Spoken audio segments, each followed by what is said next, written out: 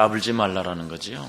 자꾸 네가 왜 이렇고 저렇고 말이 많냐. 까불지 마라. 한마디로 말하면 네가 우상숭배를 피하면 되는 것이지. 우상숭배를 피하지 아니하니까 네가 지금 뭔가 안 풀리는 거 아니냐. 지금 이걸 고린도 교회 성도들한테 이야기하는 것입니다. 도대체 내 인생이 왜 안 풀리느냐? 우상숭배를 피하라. 도대체 왜 하나님이 안 믿어지느냐? 우상숭배를 피해라. 우상숭배하는 일을 네가 진짜 피하면 되어지는 거 아니냐. 모든 시험 속에 네가 감당할 만한 하나님의 능력이 너와 함께 하시는 것이다. 앞절에 그렇게 되어 있죠. 그래서 오늘 본문 하나님의 말씀이 여러분 삶에 그대로 성취되어지기를 예수님의 이름으로 축복합니다. 하나님은 우상숭배를 피하는 자들에게는, 한마디로 말하면 우상숭배하는 일을 하지 않는 사람은 반드시 감당치 못할 시험을 주시는 일이 없다라는 거예요. 반드시 지킨다라는 거예요. 반드시. 절대 너는 실패할 수 없는 존재로 절대적 하나님의 보호하심 속에서 역사하신다라는 것입니다. 오늘 이 말씀이 여러분 정말 잘 들려야 돼요. 우상숭배를 피하는 것이 뭐냐?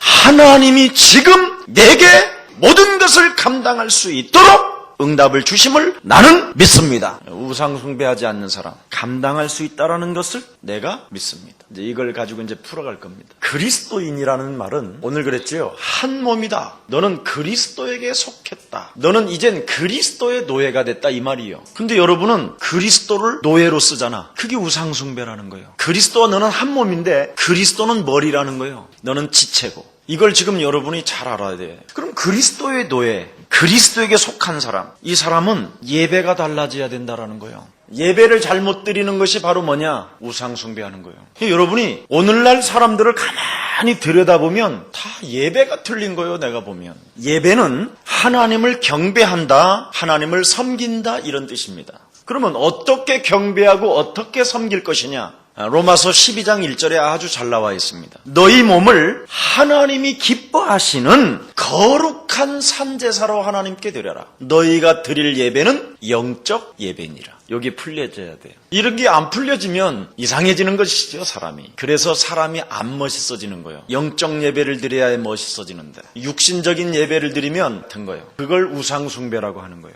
그래서 주일날도 그랬잖아요. 가장 중요한 것이 뭐냐? 육신적인 삶부터 빨리 변화시켜. 그래야 여러분이 물질을 지배하는 정신이 이제 힘이 오기 시작한다니까. 육신적인 이 삶을 여러분이 지배하지 못하면 그리스도라는 그 이름 하나 가지고 육신적인 이 몸뚱아리 하나를 안 죽이면 절대 정신이 고정이 안 돼요. 생각과 마음에 믿음이 생겨지질 않아요. 그런 사람이 어떻게 영이신 하나님을 섬기겠냐라는 거예요. 이상한 것이지. 한마디로 말하면 영적인 예배, 합리적인 예배를 드리라는 거예요. 어떻게 합리적인 예배를 드릴까요? 한마디로 말하면 영적인 예배라는 말은 지금 살아계신 그 하나님과 너는 영적인 교제를 시작하라는 거예요. 나는 이런 말 들으면 내가 말을 해도 나는 내가 감동을 하고 막 너무 좋아. 막 진짜 좋아. 그렇지 않습니까? 그래서 하나님과 교제하는 것인데 어떻게 교제하느냐? 만왕의 왕 되신 그리스도라는 그 이름을 가지고 육신적인 삶, 정신적인 삶에 영적인 것이 찾아올 때 정말 만왕의 왕 되신 그리스도라는 이름으로 마귀의 일을 멸하냐. 나는 정말 그리스도로 말미암아 과거, 현재, 미래 모든 죄와 저주와 모든 내가 감당해야 될 모든 것을 십자가상에서 그리스도가 끝내셨다. 여기에 대한 분명한 교제가 있냐라는 거예요. 그리고 나는 언제든지 어떤 문제, 어떤 상황 속에서도 하나님 만나는 길이 그리스도로 말미암아 열렸다. 그래서 나는 왕같은 제사장이요 거룩한 나라의 백성이요 그에 들어갈 나라를 한 시대에 하나님의 목적을 가지고 하나님의 주도권을 잡고 나는 그리스도를 가지고 행진하는 이 시대의 정인이다. 여기에 대한 분명한 교제가 있어야 돼요. 이런 것을 가지고 나면 여러분 염려와 무슨 갈등이 오겠습니까? 교만하겠습니까? 어떤 사업하는 분이요 어려운 속에 있다고 하면서 타교의 성도님이 한번 저를 찾아왔어요. 당신을 이렇게 보니까 진짜 될 것 같은데 정말 그리스도를 잡아라. 정말 이거 그리스도를 잡으면 된다. 되는데 왜 지금 당신이 어렵냐? 당신 솔직한 말로 사업하는 사람으로서 11조 1, 2천만 원 1억씩 할 수 있다고 생각하냐? 그걸 목적을 두고 당신을 지금 훈련시킨다. 1억, 2억, 10억을 내놔도 아무런 감정이 안 생겨야 돼요. 여러분 영혼 속에 구원이라는 그 은혜 하나에 이 맛을 봐야 돼. 사람들은 내가 정말 나도 그리스도 하나 가지고 왔다. 나의 삶을 보고 목사님 참 훌륭하십니다고 이렇게 말하지 마라. 나한테 훌륭하다고 그러길래 나는 훌륭하지 않다. 나는 하나님의 은혜로 구원을 받은 것이다. 그래서 나는 그 은혜 속에 나는 충만한 사람이지 내 인격을 내가 훌륭하다 절대 그런 게 아니다. 나는 지렁이보다도 못하다. 꿈틀거리는 화장실에 있는 군뱅이보다도 못하다. 근데 하나님의 은혜로 내가 사는 것이다. 그러면 나 같은 사람도 하나님의 은혜 속에 산다고 말한다면 당신 할 수 있지 않냐. 그래서 그리스도와 함께 정말 여러분이 교제를 한다면 제일 먼저 뭐부터 알아야 되느냐? 하나님의 뜻이 뭐냐? 예수님이 도대체 나를 살린 이유가 뭐냐? 그 하나님의 뜻이 뭐냐? 하나님의 아들을 보내셔서 나에게 구원을 주셨다면 그 하나님의 뜻이 뭐냐? 그게 뭡니까? 구원받은 거예요. 십자가에 그 하나님의 아들 만왕의 왕 되신 그 영광의 본체를 버리시고 해와 달을 지금 운행하시고 우주를 돌리시고 그 들풀을 자라게 하셔서 우리를 보게 하시고 그 꽃들을 피게 하시고 그 낮과 밤을 이 아빠가 나를 구원하시려고 십자가라는 저 처절한 죽음을 맞이하면서까지 나를 영원한 생명으로 인친 것이다. 이 아버지의 뜻. 구원이라는 말은 이건 어마어마한 말이요. 그래서 절대적이어야 돼요. 이 구원에 대한 절대적이 있어야 되는데 오늘날 교회 성도들이 구원에 대한 절대적이 없다 보니까 자꾸만 우상숭배를 하는 거예요. 정말 하나님 그리스도 그분이 내 안에 계셔서 그분과 교제한다면 아버지의 뜻이 뭐냐? 너를 창세전에 세계복음화라는 원대한 하나님의 계획을 놓고 하나님이 너를 선택하여 십자가 구속의 사랑을 네가 맛본 자니라. 하나님의 뜻. 그래서 하나님은 기구한 운명의 저주를 그가 담당하시고 영원한 생명의 나라로 너의 생명을 옮기게 된 것이다. 얼마나 위대합니까 여러분이. 그래서 나를 구원하시고 나를 자녀 삼아주셨고 모든 문제를 해결하셨다라는 거에 한 번만 여러분이 1분씩 2분씩 집중해보세요. 근심이 있고 염려가 있고 두려움이 있는지 집중해보라니까. 아무 생각. 그래서 이런 것을 좀 우리가 이렇게 영상으로 만들어서 우리 교회는 막 메시지 같은 걸 띄우는 게 아니라 이런 걸 앱으로 만들어서요. 제작하면 대박이에요, 대박. 내가 봐도 예를 들어서 여러분 시계를 판다면 이 시계가 정말 내가 만들었는데 이 시계 진짜 잘 간다. 그럼 나는 이거 갖고 다니면서 팔아. 길에 다니는 사람도 이거 사야 된다. 너는 사실이니까 가니까. 근데 이틀 가다가 죽었다. 그럼 안 팔아. 안 팔아야 되잖아. 여러분 진짜 집중해보라니까. 정말 내 삶의 예수는 그리스도고 나는 정말 하나님의 자녀며 내 인생의 모든 문제 끝났다라는 것을 정말 나는 집중하는가. 그 하나님의 뜻에 나라는 존재를 놓고 나를 운명에서 진짜 사망의 쇠사슬로부터 내가 풀림을 받고 하나님의 자녀가 되었다. 그러면 여러분이 여러분 심령 속에서 의식 속에서 체험을 하게 돼요. 그래서 우리 예수님이 첫 마디가 인간을 향하여 제자들을 향하여 뭐라고 그랬는지 아세요? 심령이 가난한 자는 복이 있나니 천국이 저희 것이니요. 여러분 영혼의 의식 속에서 천국을 체험해야 돼요. 그래서 애통하는 자는 복이 있나니 저희가 하나님의 위로를 받게 될 것이에요. 여러분 그 구원에 대한 그 엄청난 그 심령 속에 여러분의 그 엄청난 그 의식 속에 그리스도를 체험하게 되니까 드디어 하나님의 뜻을 알게 되고 사람을 보니까 애통하는 심령이 생기는 거예요. 내가 진짜 구원을 받으면 사람을 바라보고 애통하는 마음이 생긴다는 게 애통하는 마음. 하나님의 영광을 구하는 사람. 그래서 그 생명들에게 바른 그리스도를 집어넣어야 되겠다 해서 온유한 자는 복이 있나니 말씀에 길들여지는 자는 복이 있나니 저희가 땅을 기업으로 얻게 될 것이다. 그래서 전도자는 땅을 차지하는 거예요. 그래서 제가요 여러분 교만하리만큼 담대하다니까요.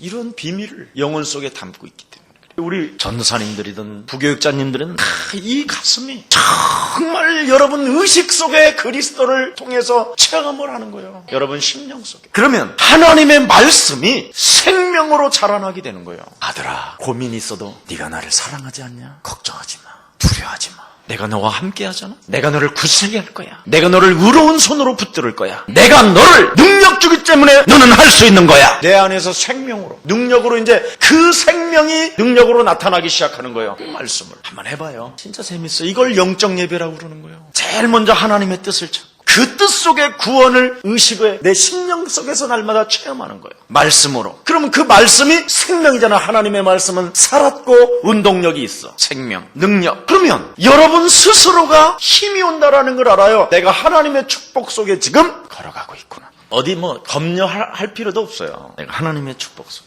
그러면 하나님의 축복 속에 있는 사람은 늘 예수의 몸과 피를 먹는 거예요. 내가 주는 음료는 참된 음료예요. 내 살과 내 피를 먹는 자만이 영원히 사는 것이다. 성례전. 그래서 예배 속에 성례전이 있는 거예요. 얼마나 좋아요. 그래서 우리 교회는 한 달에 한 번씩 하는 거예요. 이거 잃어버리지 말라고. 그래서 여러분이 그 조그마한 떡인 것 같지만 이건 예수님의 구원을 나를 주시려고 예수님의 살과 피를 나를 위하여 찢으시고 나를 위하여 흘리신 이 언약의 피를 내가 먹는 거예요. 매일 성례전에서 매일같이 그래서 우리는 성례전에서 그리스도를 내가 살려내는 거예요. 예수 피, 예수 살 이걸 먹는 거예요. 예수는 그로 인하여 나는 그래서 모든 문제 이걸 살려내는 거예요. 이걸 성례전이라고 그러는 거예요. 이걸 영적 예배라고 그러는 거예요. 산제사로 드려라. 살아있는 예배. 얼마나 여러분이 위대합니까? 나는 우리 예수사랑교회 다니는 사람들은요 최고로 위대하다고 봐요. 진짜 그런 힘을 가지시기를 축복합니다. 그래, 여러분이 살라고 지상에 있는 것을 땅을 여러분이 확보하라고 기회를 주는 거예요. 그걸 감을 못 잡고 쟁쟁거리고 따지고 의심하고 예수사랑교회는 여러분 따져야 될 이런 상황이 아니에요. 성경대로만 가고 있기 때문에. 그래서 이제는 그 두 가지를 가지고요 하나님의 뜻과 의식 속에 내 심령 속에 그리스도를 날마다 체험하면서 산예배로 드리는 거예요. 산제물로 내 몸을 산제물로 하나님께 드리는 거예요. 어떻게? 산제물로 드리려면 현실 속에서 어떻게 해야 돼? 내가 김유선한테 당신이 참 좋아, 당신을 내가 사랑해 이래야 되잖아. 맞아 안 맞아? 말과 행동이 다 바뀌어지는 거예요. 이걸 산제사라고 부르는 거예요. 영적 예배. 그래서 내가 우리 중국 사역을 하는 우리 선교사님을 사랑해. 만나면 좋아, 행복하고 사랑하고 한 가족이니까. 이거 오늘 사역자님 기도하는데 너무 행복한 거예요. 인생에 낙도 없던 사람이 그리스도 하나 가지고 저렇게 위대한 기도문을 저렇게 만들어내는 것 정말 세상 사람도 감당하지 못할 하나님의 은혜가 임하지 않습니까? 그 한량과 같은 남편 하나를 일생 따라다니다가 죽을 뻔했는데 그러니 여러분을 대하면 대할수록 나는 좋은 거야. 그래서 여러분 현실 속에서 자꾸만 여러분 영혼을 새 방언을 말하는 거예요. 그러면 새로운 말을 하면 자꾸 새로운 말을 하기 때문에 새로운 에너지들이 드디어 물질의 세계와 정신의 세계가 여러분을 지배하면서 영적으로 이제 막 하나님이 여러분을 끌고 가니까 모든 만물들이 여러분 앞에 이제 복종하기 시작하는 거예요. 그래서 여러분 삶이 즐거우면 이제 막 그때부터 노래가 되는 거야 인생. 그걸 삶이라고 그러는 거예요. 이 세 가지가 반드시 여러분 삶에 성취되어져야 그리스도인이라 하는 것입니다. 이 세 가지만 되면 여러분 영적 싸움 안 해도 돼요. 이것을 하기 위해서 여러분에게 영적 싸움을 자꾸 시키는 거예요. 자꾸 육신적인 것부터 먼저 죽여라. 그러면 너의 마음과 생각을 드디어 반응에 따라 움직이지 않고 믿음이 생겨진다. 그럼 믿음이 생겨지니까 예수는 그 단어를 부르게 된다. 너는 모든 문제 이게 오는 거예요. 자꾸만. 여러분이 시간이 가면 갈수록 여러분이 현실 속에서 변해야 돼요. 이걸 거듭남이라고 그러고 이걸 견인되어졌다 그러는 겁니다. 그래서 이걸 새로운 변화라고 이야기합니다. 이 새로운 변화가 있는 사람이 순수한 예배를 드리는 거야. 사람이 이제는 굉장히 예배 자체가 순수해지는 거야. 아주 깨끗한 예배를 드리는 거예요. 드디어. 그리고 신령과 진리로. 하나님은 영이시기 때문에 신령, 사실적으로 그 진리 가운데에서 하나님의 은혜로 내가 이렇게 된 것이다. 그래서 하나님 앞에 영광을 돌리는 것입니다. 이걸 예배라고 부르는 거예요. 우상 숭배는요 반드시 결과가 오게 돼 있어요. 어떤 결과가 옵니까? 아브라함의 후손이라 할지라도 우상 숭배를 하면 어떻게 되느냐? 너는 나그네의 객이 될 것이다. 저주를 받는다니까. 개인이 우상 숭배를 한다라는 말은 뭔 말이냐면 너희 아비 마귀 거짓말장애로부터 네가 유혹을 받았다라는 거예요. 아담 하와가 유혹을 받아서 하나님을 떠난 것처럼 너도 지금 똑같이 아담과 하와처럼 사단의 유혹을 받고 있다라는 거예요. 근원의 시작은 아담이나 지금 여러분이나 똑같은 거예요. 사실은 유혹을 받지 말아야 돼요. 오죽하면 제가 여러분들에게 계속 말하지 않습니까? 육신의 생각은 사망이요 하나님과 원수가 닿나니 육으로 살면 반드시 너는 죽을 것이로되 영으로서 몸의 행실을 죽이면 육신적 삶을 사로잡아 그리스도 이름으로 복종시키게 되면 너는 평안과 생명이니라. 이거부터 제압하는 힘이 있어야 돼요. 이거 없으면 여러분 가정이 원수고 가정이 짜증이에요. 개인과 개인이 만나가지고 뭐 할 거예요? 재미리라고는 개코만큼도 없는데. 정말 우리가요 하나님 안에서 이 빛의 역사와 하나님의 능력 안에서 여러분이 즐거움이 없고 기쁨이 없다면 이건 여러분 보통 심각한 문제가 아니에요. 두 사람이 남남이 만나서 뭐를 해야 되느냐? 사단의 전략, 사단의 유혹에서부터 빨리 벗어나는 이 훈련이 들어가야 돼요. 여러분 인생이. 그렇지 않으면 절대 가정이라는 것은 있을 수가 없어요. 지금 그래서 수많은 지금 가정들이 지금 무너지는 것입니다. 우상 숭배자가 많아지면 끊임없이 저주와 재앙이 따라올 뿐 아니라 가정이 무너진다니까요. 지금 가정 75%가 위기. 그럼 끝난 거잖아. 다 가정을 위기라고 그래요. 요즘은 아예 내가 다시 태어난다면 너 같은 인간하고는 다시 결혼하지 않겠다. 이렇게 하는 사람이 거의 10명이면 9명 되는 거. 가정이 지금 심각해요. 그러니까 가정 속에서 지금 뭐가 움직이고 있느냐면 사단은 우울증으로 지금 시달리게 해요. 가정이 무너지면 100% 사람들은 우울증이 찾아오기 시작해요. 그럼 우울증의 결과가 뭐예요? 자살 아니면 정신병 아니면 마약하는 거예요. 중독으로 가는 거예요. 이게 사단의 전략이라니까. 그리스도인은 한마디로 말하면 영적 예배의 성공자가 되기를 축원합니다. 영적인 예배가 성공되어져야 돼요. 그래서 15절에 보세요. 나는 지혜 있는 자들에게 말함과 같이 하노니 너희는 내 이르는 말을 스스로 판단하라. 지혜로운 자같이 스스로 판단하라. 자율적으로 판단하라. 정말 네가 산제사로 하나님의 뜻을 알고 의식 속에 그리스도를 날마다 체험하면서 산제사로 사는 사람이 맞다면 자율적으로 정말 스스로 네가 판단해라. 하나님이 그럼 너를 인도하시고 하나님이 너를 축복하시고 하나님이 역사하실 것이다. 그런데 사람들은 이렇게 안 해요. 만날까요? 만나지 말까요? 여러분 영혼 속에 영적 예배가 없으면 늘 이렇게 갈등하는 거예요. 정확하게 하나님의 역사 속에 내가 움직인다라는 정확한 강력한 힘이 없는 거예요. 늘 뭔가 갈등하는 거예요. 목사님 만나지 말까요? 그 사람 결혼할까요? 말까요? 안 먹을까요? 먹을까요? 엄마 오늘 그 여자친구 나 어떻게 해? 지 마음속에 깊이 사랑하는 마음도 없이 지 심령 속에 들어있는 것도 아니에요. 거기다가 생명을 바칠 만한 사건도 아닌 거예요. 그럼 늘 그러는 사람이 뭘 하고 말고 그러니까 맨날 갈등하는 거예요. 신앙인은 할까요 말까요 먹을까요 말까요 이게 없어요. 이 세 가지가 돼 있고 영적 싸움이 되어져 있으면 하나님이 뭐라고 그랬습니까? 오늘 스스로 판단하라. 얼마나 멋있습니까 여러분? 기독교인들이 한마디로 말하면 옛사람은 죽고 너는 새 사람이 돼. 너는 거룩한 하나님의 성도 아니냐? 보라 이전 것은 지나가고 이제는 새 것이 되었도다. 새로운 피조물로서 어떻게 선택해야 될 것인가는 답은 딱 나와 있잖아요. 내가 하나님 앞에서 얼마나 멋있어요. 현실 속에서 삶이 얼마나 멋있겠느냐 말이에요. 늘 하나님은 홍해를 들어가라 그러는데 자꾸만 홍해를 하나님이 하실 것을 안 보고 어디로 샛길이 없을까 뒷길이 없을까 이거 생각하는 거예요. 들어 누워가지고 참 아버지 안 믿어지니까 주여 아이고 참 그래서 안 되는 거예요. 그러니까 마귀가 잔머리 쓰는 걸 아는 거예요. 늘 정확하게 여러분 기쁨이 없고 누리지 못하는 사람들을 보면 얼굴이 잔머리 이렇게 서 있어. 맞박에 잔머리. 그래서 잔머리는요 눈 초점이 안 맞아. 늘 사방으로 떠. 말을 하다가도 목사님하고 대화하는데도 딴 데 봐 이렇게. 오늘 여러분 신앙을 정말 점검해요. 그래서 18절 보세요. 18절에 거기에 대한 답을 나왔어요. 육신을 따라 난 이스라엘을 보라. 한마디로 말하면 참 이스라엘은 뭐냐? 그리스도인을 말하는 거예요. 영적 예배를 드리는 그리스도인. 이 사람들은 하나님이 감당치 못할 시험을 주신 적이 없다. 철저하게 지키고 철저하게 보호하고 철저하게 하나님이 역사하시는 것이다. 그런데 육신을 따라 살아가는 이스라엘을 봐라. 제사를 드리고 제물을 먹지 않느냐? 하나님 앞에 화목제사를 드리고 그 다음에 제사장과 함께 둘러앉아 그 제물을 나누어 먹지 않냐? 이 말 참 중요합니다. 그 순간에는 하나님이 가정 식구가 되는 것이다. 이런 의미가 있다. 자, 그럼 그리스도의 몸은 하나요. 하나님의 가족 중에 하나로 사는 우리가 이제 우상 숭배, 우상을 섬기면 되겠느냐? 그리스도를 통해서 우리가 한 몸이 되었는데 들여놓고 또 재물을 또 먹고 지금 이제 한 몸 된 그리스도가 너희와 영원히 지금 함께 하는데 참 이상하지 않냐? 재물을 드리고 또 제사장이 또 드리고 들여놓고 지들끼리 또 앉아서 먹어 또 하나님이라고 이상하지 않냐? 그래서 오늘 본문에 보니까 우상숭배를 피하라는 말이에요. 지금 절대 우상숭배를 하지 마라. 진짜 우상숭배가 뭐냐? 신비주의야.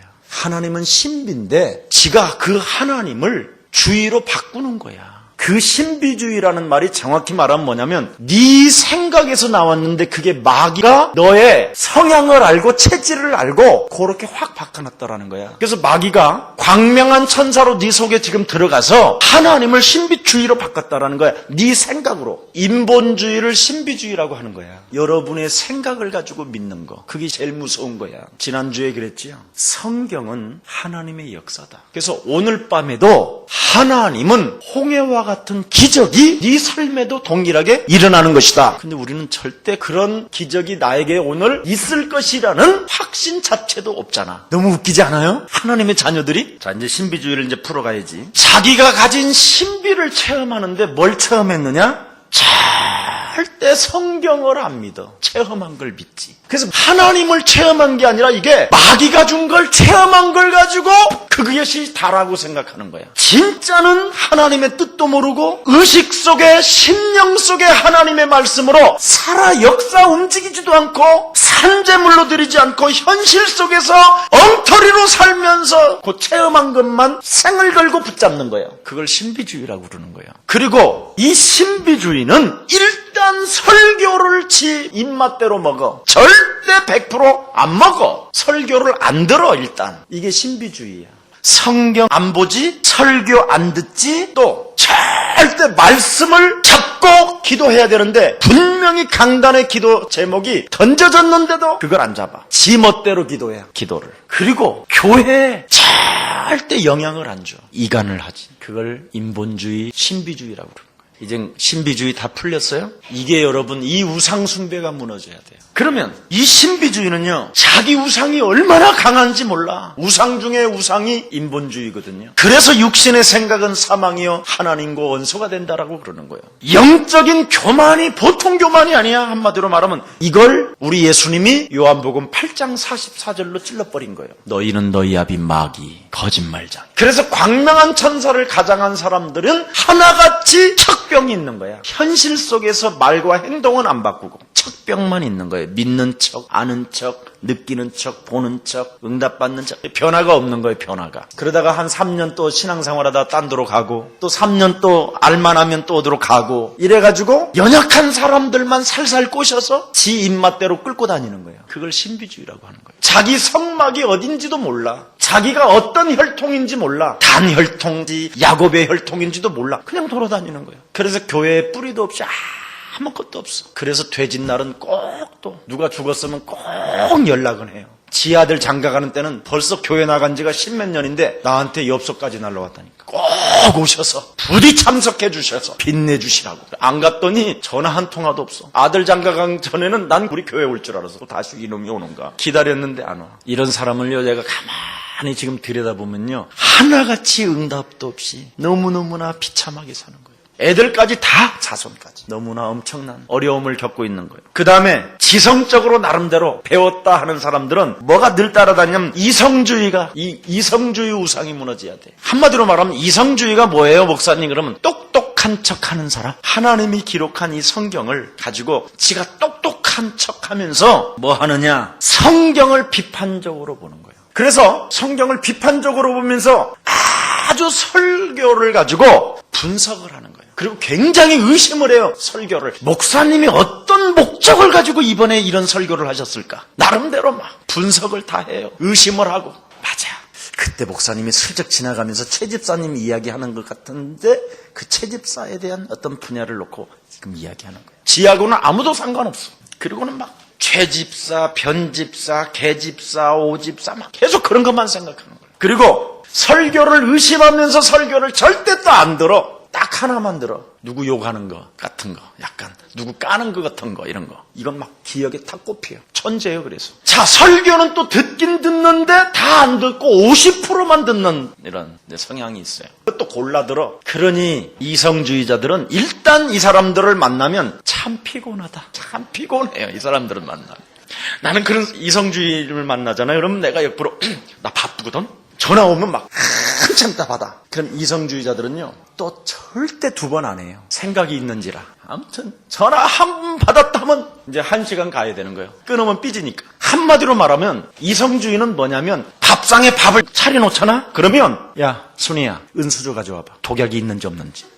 점검해보고 처먹으려고 그래. 그냥 먹으면 되지. 아니 가정에서 밥상 받았으면 그래. 그걸 막 의심하냐 그래. 그러니까 집안 전체를 항상 분석하고 의심하다 보니까 요 이성주의에서 나오는 게 뭐냐, 이간질이에요. 이간질. 아주 뭐 사단은 기가 막히게 우상을 개인 영혼 속에다가 탁탁 집어넣고 있는 거야. 늘 이성주의는 독약을 탔다고 생각하는 거야. 자기한테 찔렀다고. 그래서 이성이 없이는, 이런 사람들은 뭐라냐면, 그래도 이성 없이는 하나님을 알 수 없어. 뭔가 지적인 것을 가지고 하나님을 알으려고 하는 거예요. 절대 하나님은 그러면 안 알려줘요. 하나님은 십자가의 도가 멸망받는 자들에게는 미련하게 보이나 구원을 얻는 우리들에게는 하나님의 능력이 됨이니라. 하나님의 뜻이 뭐냐? 우리를 구원하시려고 십자가의 죽음을 통하여 우리를 영원한 생명으로 옮긴 것이다. 그래서 전도의 미련한 곳에다가 하나님의 지혜를 숨겨 놓았음이니라.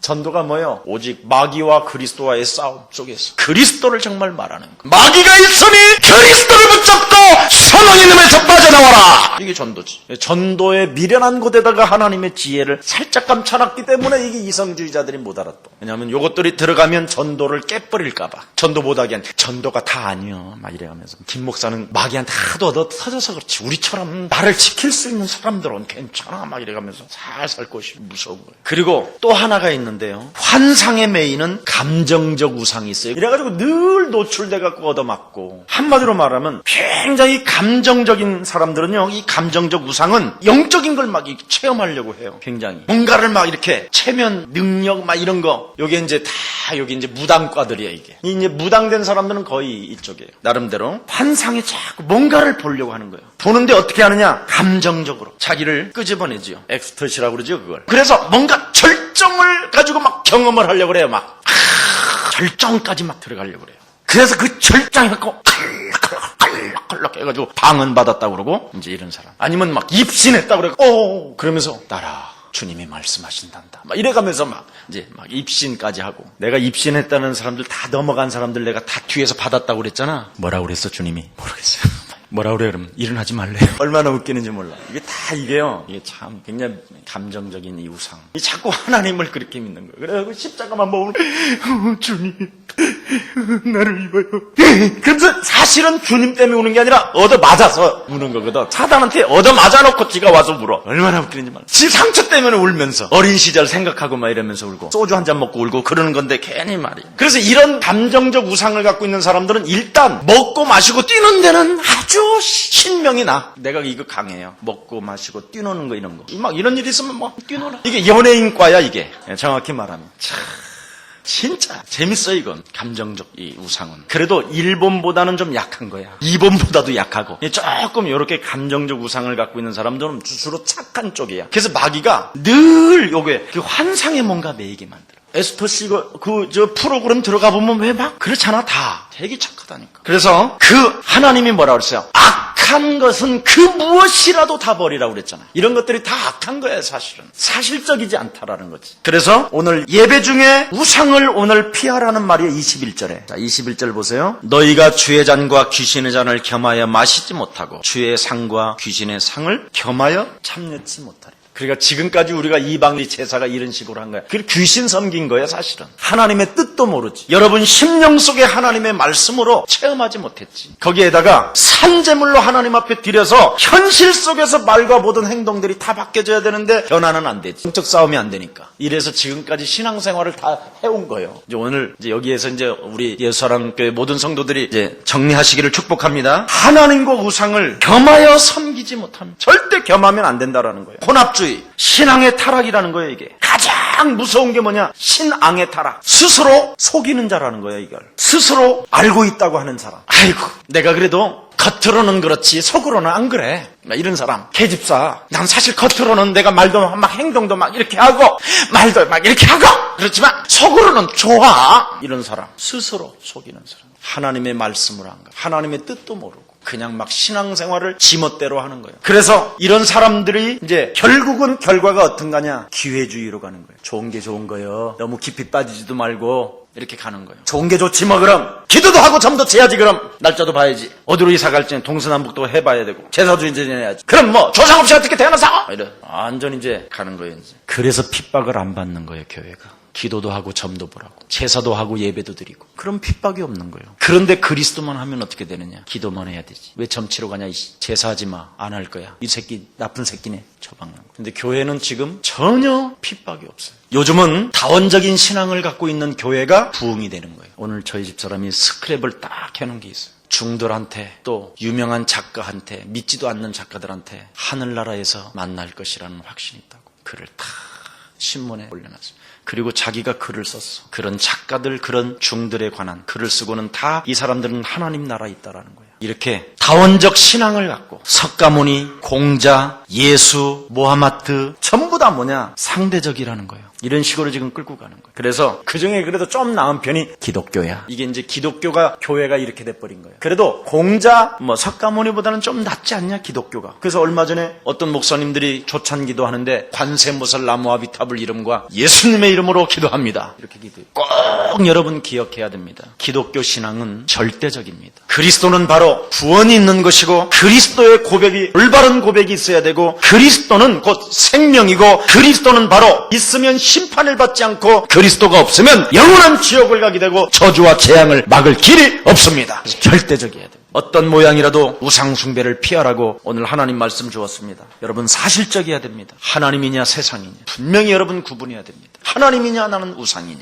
여기에 구분이 되어지지 아니하면 여러분 자체도 모르게 어느 날 신앙생활이 무기력이 오고 무능이 찾아옵니다. 나 자신이라는 이 우상, 지성이라는 이 우상 앞에 사도 바울은 십자가의 도가 멸망받는 자들에게는 미련하게 보인다. 그러나 그 십자가는 하나님의 뜻이었고 우리를 구원하시려고 유일하게 주신 하나님의 선물이라. 오늘 이 선물을 소유한 여러분에게 하나님의 큰 은혜가 있고, 그래서 우상을 피하는 최고의 멋진 하나님의 자녀들이 되기를 예수 그리스도 이름으로 축복합니다. 하나님 감사합니다. 우상을 피할 수 있는 길을 주시고 다시 한번 우리들에게 하나님 말씀을 통해서 깨닫게 하시니 감사합니다. 더욱더 우리에게 날마다 성령의 충만함을 주셔서 참으로 우상 숭배하는 일을 피하는 참으로 사실적인 믿음의 사람들로 축복해 주옵시며, 하나님의 뜻을 생각하고 의식 속에서 심령 속의 말씀으로 하나님을 체험하기를 원하오니 하나님 성령으로 역사해 주옵시며, 현실 속에서 영적 싸움을 통하여 산재물로 나는 죽고 그리스도만 살리는 최고의 전도제자들이 되게 하옵소서. 만왕의 왕 되신 주 예수 그리스도의 은혜와 하나님의 만극하신 사랑하심과 성령님의 감화감동 교통하심이 한 시대를 살리고 세계를 살리고 민족을 살릴, 예수사랑교회를 살릴 영적 부흥을 일으킬 언약의 백성들 머리 위에 이제로부터 영원토록 항상 함께 있을지어다.